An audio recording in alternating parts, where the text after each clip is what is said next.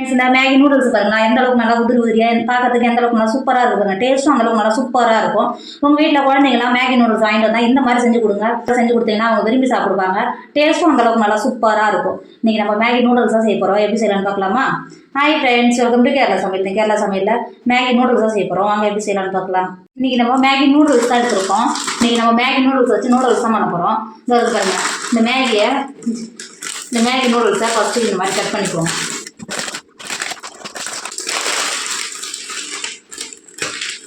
இந்த மாதிரி வெளில எடுத்துக்கோங்க.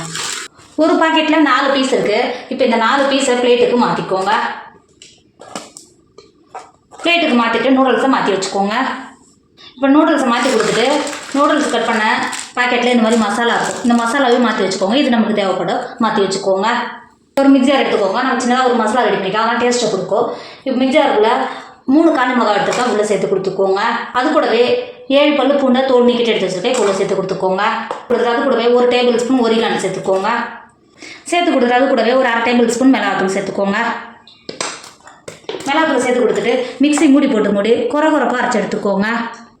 இப்போ பாருங்கள், நம்ம அரைச்சது இந்த அளவுக்கு தான் இருக்கணும். இப்போ மசாலாவை மாற்றி வச்சுக்கோங்க. நூடுல்ஸ் வேக வைக்கிறதுக்கு பாத்திரத்தில் தண்ணி வச்சு தண்ணி அந்த அளவுக்கு நல்லா கொதிக்க ஆரம்பிச்சிருச்சு பார்த்தீங்களா? இப்போ நம்ம ஏற்கனவே நூடுல்ஸ் எடுத்து வச்சுக்கோங்கல்ல, நூடுல்ஸ் உள்ள சேர்த்து கொடுத்துக்கோங்க. சேர்த்து கொடுத்துட்டு ஒரு 10 நிமிஷம் மட்டும் வேக விடுங்க. நீங்கள் நூடுல்ஸ் சேர்க்கும் போது எண்ணெயும் உப்பும் சேர்க்கணும். இந்த மேகி நூடுல்ஸ் சேர்க்கும் போது அதெல்லாம் சேர்க்கணும்னு அவசியம் கிடையாது. நமக்கு மசாலா விளைவுகளில் ஏற்கனவே உப்பு இருக்கும். சேர்த்து கொடுத்துட்டு ஒரு 10 நிமிஷத்துக்கு மட்டும் வேக விடுங்க. இப்போ பாருங்கள், சேர்த்து ஒரு 10 நிமிஷத்துலேயே எந்த அளவுக்கு நல்லா கொதிக்க ஆரம்பிச்சிச்சு பார்த்தீங்களா? இப்போ ஒரு டைம் நல்லா கிண்டி கொடுத்துக்கோங்க. கிண்டி கொடுத்துட்டு தண்ணி இல்லாமல் வடிகட்டி எடுத்துக்கோங்க. நல்லா கிண்டி கொடுத்துட்டு இந்த அளவுக்கு வெந்தாவே போதும். இப்போ தண்ணி நல்லா வடிகட்டி எடுத்துக்கோங்க. நூடுல்ஸ் பண்ணுறதுக்கு இப்போ அடுப்பில் ஒரு பாத்திரம் வச்சுக்கோங்க. 2 டேபிள் ஸ்பூன் எண்ணெய் சேர்த்துக்கோங்க. எண்ணெய் சேர்த்து எண்ணெய் நல்லா சூடாகிடுச்சு. நம்ம மிக்சியில் மசாலா அரைச்சி வச்சோம்ல, மசாலாவை எண்ணெயில் சேர்த்துக்கோங்க. சேர்த்து கொடுத்துட்டு ஒரு டைம் நல்லா கிண்டி கொடுத்துக்கோங்க.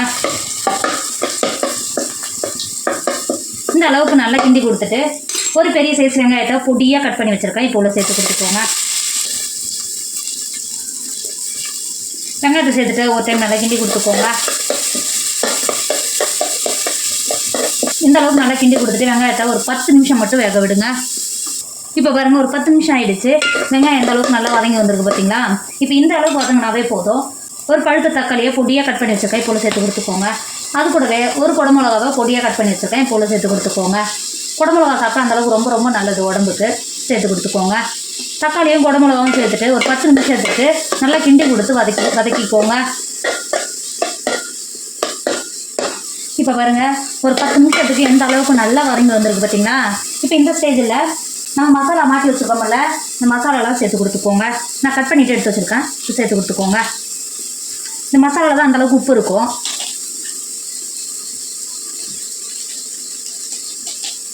மசாலாவை சேர்த்து கொடுத்துட்டு ஒரு டைம் கிண்டி கொடுத்துக்கோங்க.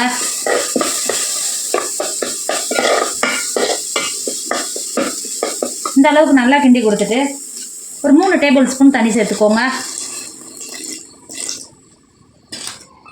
தண்ணி சேர்த்துட்டு ஒரு டைம் நல்லா கிண்டி கொடுத்துக்கோங்க. கிண்டி கொடுத்துட்டு ஒரு 10 நிமிஷத்துக்கு வேக விடுங்க. இப்போ பாருங்கள், ஒரு 10 நிமிஷத்துலேயே காய் நல்லா வெந்து நல்லா கொதிக்க ஆரம்பிச்சிச்சு பார்த்தீங்களா? இப்போ நம்ம வேக வச்சு மாற்றி வச்சுருக்கோம்ல மேகி நூடுல்ஸ் இப்போ சேர்த்துக்கோங்க. சேர்த்துட்டு இது மாதிரி ஸ்பூனும் ஒரு ஃபோர்க்கும் வச்சு கிண்டி கொடுத்துக்கோங்க.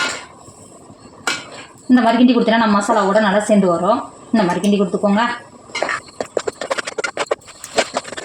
இப்போ பாருங்கள், இந்த அளவுக்கு நல்லா கிண்டி கொடுத்துட்டு நமக்கு மேகி நூடுல்ஸ் ரெடி ஆகிடுச்சு. வேறு ஒரு பாத்திரத்துக்கு மாற்றிக்கோங்க. இப்போ பாருங்கள், நம்மளோட மேகி நூடுல்ஸ் சூப்பர் ரெடி ஆகிடுச்சு. இதோட டேஸ்ட் அந்த அளவுக்கு சூப்பராக இருக்கும். நீங்கள் மேகி நூடுல்ஸ் வாங்கினா இந்த மாதிரி ஒரு டைம் ட்ரை பண்ணி பாருங்கள். வீட்டில் இருக்கிற குழந்தைங்க ரொம்ப ரொம்ப விரும்பி சாப்பிடுவாங்க. டேஸ்ட்டும் அந்த அளவுக்கு நல்லா சூப்பராக இருக்கும். கண்டிப்பாக நீங்களும் ட்ரை பண்ணுங்கள். என்னோட வீடியோ உங்களுக்கு பிடிச்சிருந்தா ஃப்ரெண்டு உங்கள் ஃபேமிலிக்கு ஷேர் பண்ணுங்கள். மறக்காமல் கேரளா சமையல் சப்ஸ்கிரைப் பண்ணிக்கோங்க. தேங்க்யூ.